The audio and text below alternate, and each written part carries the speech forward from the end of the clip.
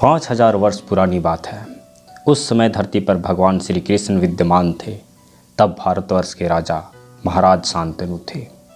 देश की राजधानी हस्तिनापुर थी। इसके पुराने खंडहर आज भी दिल्ली के पास मौजूद हैं। शांतनु के बाद उनके पुत्र विचित्रवीर्य राजा हुए। विचित्रवीर्य के 2 पुत्र थे, धृतराष्ट्र और पांडु। धृतराष्ट्र जन्म से ही अंधे थे, अतः गद्दी पर पांडु बैठे। पांडु के 2 रानियां थीं, कुंती और माद्री। कुंती के 3 पुत्र हुए, युधिष्ठिर, अर्जुन और भीम। माद्री के 2 पुत्र थे, नकुल और सहदेव। ये 5 पांडु के पुत्र थे, इसीलिए ये सभी पांडव कहलाए।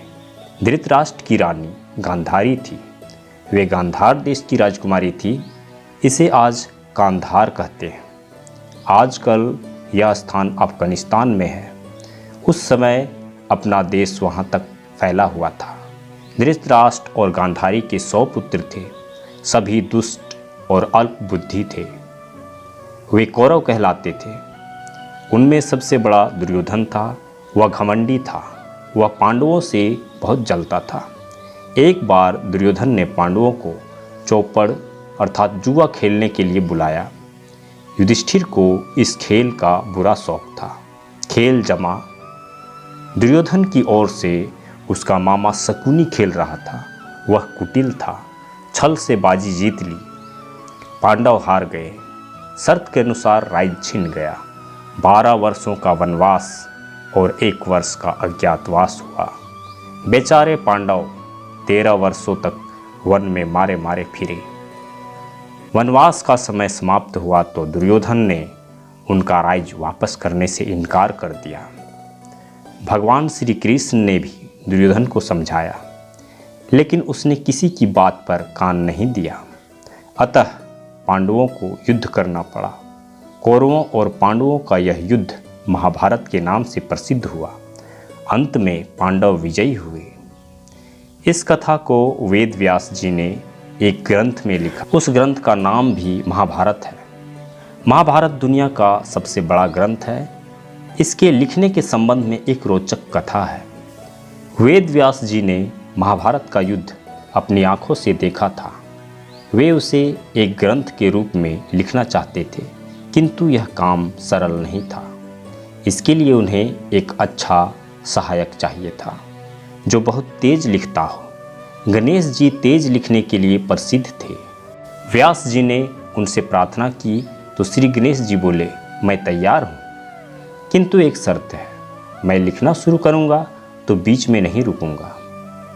यदि आप बोलते बोलते रुक गए तो मुझे लिखना रोकना पड़ा तो मेरी कलम फिर से हमेशा के लिए रुक जाएगी। व्यास जी चतुर थे। वे बोले, मैं तैयार हूँ, किंतु मेरी भी एक शर्त है।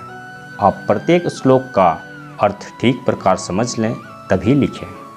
व्यास जी की चतुराई समझकर श्री गणेश जी मुस्कुराए। वे तैयार हो गए।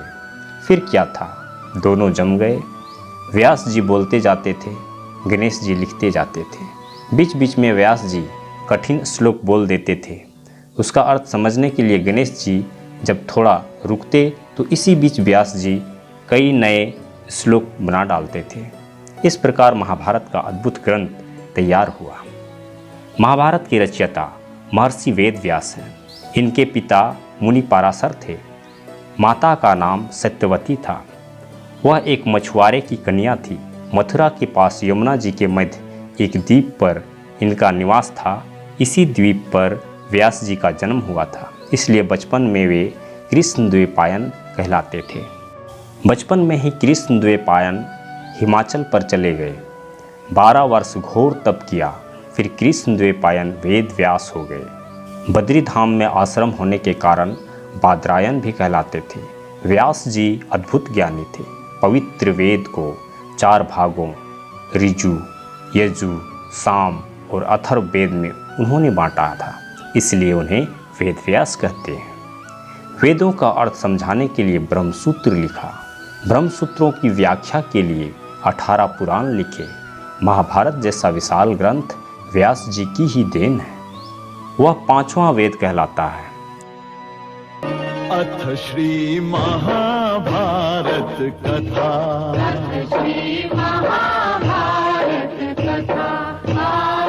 महाभारत कथा।